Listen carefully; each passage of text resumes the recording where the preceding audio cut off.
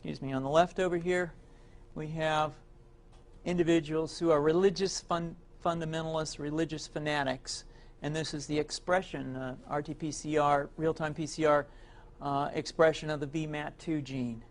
Over here, we have individuals. So let me complete. So over here, we have individuals who are not particularly fundamentalist, not particularly religious, and you can see there's a much reduced expression of this particular gene, the VMAT2 gene. Another evidence that supports our hypothesis for the development of this approach.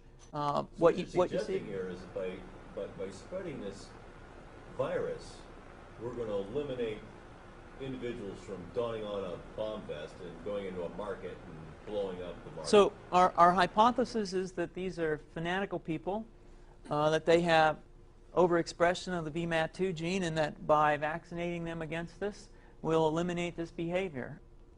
So we have some very, very remarkable data in this next slide.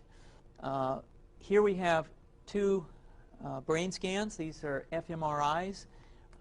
These are two different individuals with different levels of expression of VMAT2.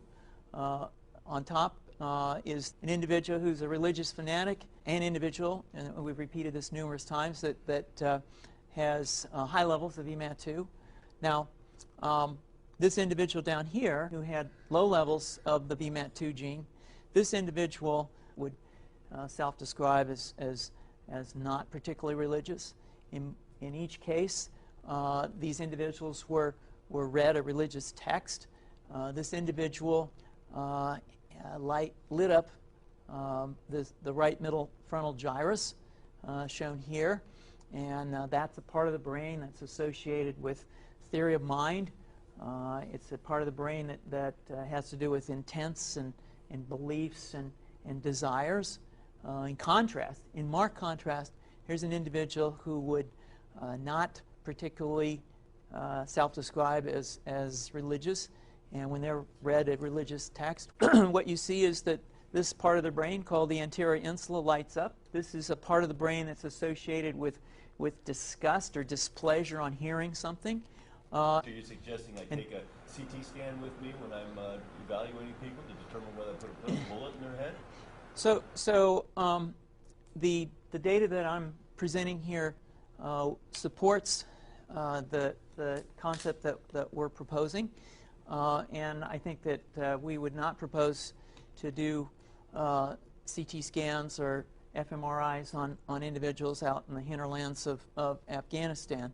The virus would immunize against this VMAT2 gene, and that would have the effect that you see here, which is it's essentially to turn a fanatic into a normal person. And we think that will have major effects in the Middle East. How would you suggest that this is going to be dispersed, the aerosol? Well, so the present plan and the tests that we've done so far have used respiratory viruses, such as flu or rhinoviruses, and we believe that that's a satisfactory way to get the exposure of the largest part of the population. Most of us, of course, have been exposed to both of those viruses, and we're quite confident that this will be a very successful approach. This is fascinating. What's the name of this proposal? Yeah, so the name of this project is FunVax, which is the vaccine for religious fundamentalism. And you have a proposal already? The proposal has just been submitted, and I think that the data that I have shown you today would support the development of this project, and we think it has great promise.